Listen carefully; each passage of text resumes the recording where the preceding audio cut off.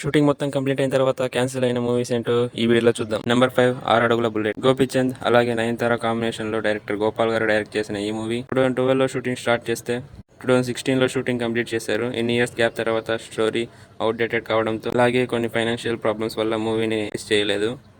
కానీ ఈ మూవీని 2021 లో రిలీజ్ చేశారు. నెంబర్ 4 పట్టపగలు. రాజశేఖర్ గారు హీరోగా ఆర్జీవి డైరెక్ట్ చేసిన ఈ మూవీ ఒక హర్రర్ మూవీ. ఈ మూవీ 2014 లో షూటింగ్ మొత్తం కంప్లీట్ చేశారు. కానీ ఆర్జీవీకి ఫైనల్ కట్ నచ్చకపోవడంతో మూవీ రిలీజ్ చేయలేదు. నెంబర్ 3 నర్తనశాల. ఈ మూవీకి డైరెక్టర్ అండ్ హీరో రెండు బాలయ్య గారే. ఈ మూవీ 2004 లో షూటింగ్ స్టార్ట్ అయింది. కొన్ని సీన్స్ కూడా షూట్ చేశారు. కానీ సడన్గా సౌందర్య గారు చనిపోవడంతో మూవీని స్టాప్ చేశారు. తర్వాత ఈ మూవీకి సంబంధించిన 17 మినిట్స్ ఫుటేజ్ని సౌందర్య గారికి అంకితం చేస్తూ 2020 లో రిలీజ్ చేశారు. నెంబర్ 2 సత్యగ్రహి. పవన్ కళ్యాణ్ గారు హీరోగా అలాగే డైరెక్టర్గా ఈ మూవీని 2006 లో అనౌన్స్ చేశారు. కొంత షూట్ని కూడా కంప్లీట్ చేశారు. కానీ కొన్ని రీజన్స్ వల్ల మూవీని మధ్యలో ఆపేశారు. నెంబర్ 1 మెరుపు.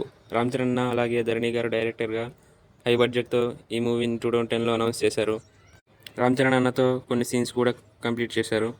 అప్పట్లో ఈ మూవీ కోసం ఫ్యాన్స్ ఎంతగానో వెయిట్ చేశారు. ఈ తర్వాత స్టోరీ పైన నమ్మకం లేకపోవడంతో మూవీని ఆపేశారు.